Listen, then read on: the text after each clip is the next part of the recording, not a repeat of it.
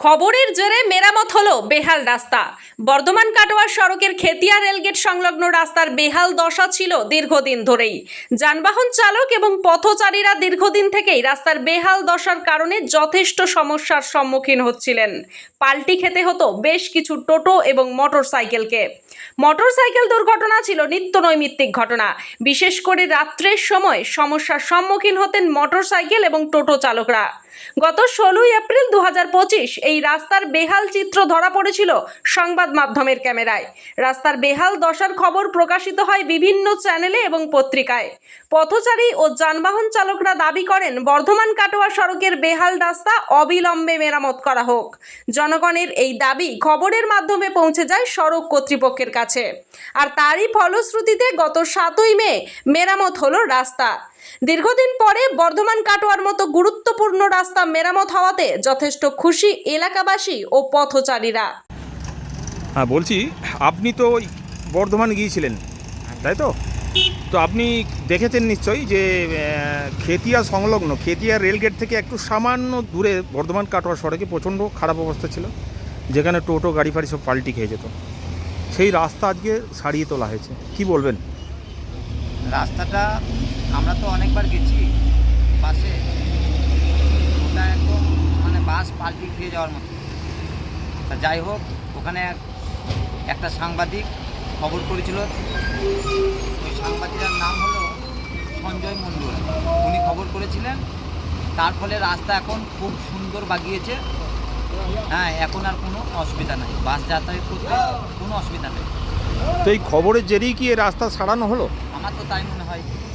খবরটা যদি না হতো, রাস্তা কিন্তু মনে হয় যেন এত তাড়াতাড়ি মেরামত হতো না। জনসাধারণ দীর্ঘদিন ধরেই বলছিলেন যে রাস্তা পড়ে আছে, বাগাচ্ছেন। তো হঠাৎ করে 16ই এপ্রিল খবর হওয়ার পরে আজকে কয়েকদিনের মধ্যে রাস্তা রিপেয়ার করা হবে। 2-4 দিন আগে রাস্তা মেরামত হয়েছে। খুশি তো? আমরা খুব খুশি। রাস্তার মান ঠিক আছে?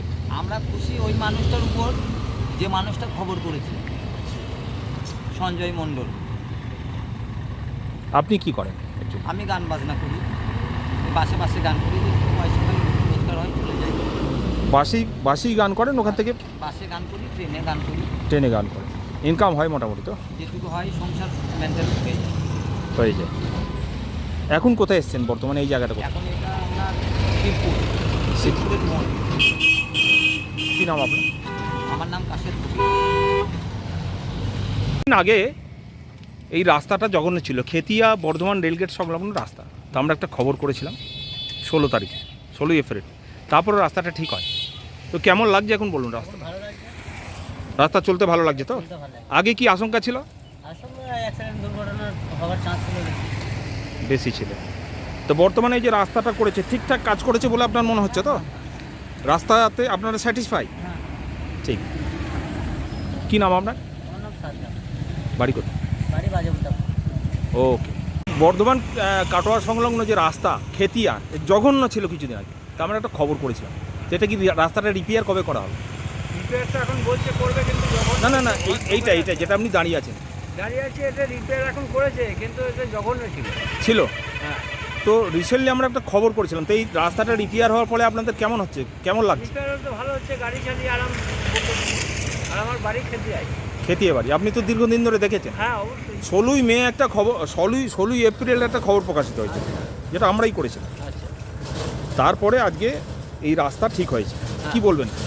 একবার হচ্ছে আপনাদের যে কী করবো, শুভেচ্ছা জানাবো।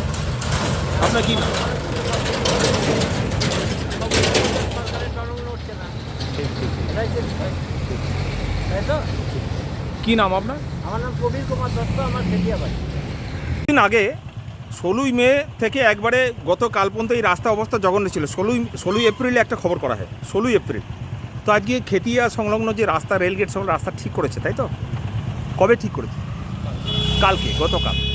আগে খুব জঘন্য ছিল। কতদিন ধরে ছিল এটা? তো এই রাস্তা ঠিক হওয়ার ফলে কেমন লাগছে? এখন কি কোনো অসুবিধা হচ্ছে? কি রাস্তা উন্নত মানের করেছে, ঠিক করেছে তো? আপনার কি নাম, বাড়ি? ভাতার থেকে সঞ্জয় মণ্ডলের রিপোর্ট, সোজা কথা নিউজ, পূর্ব বর্ধমান।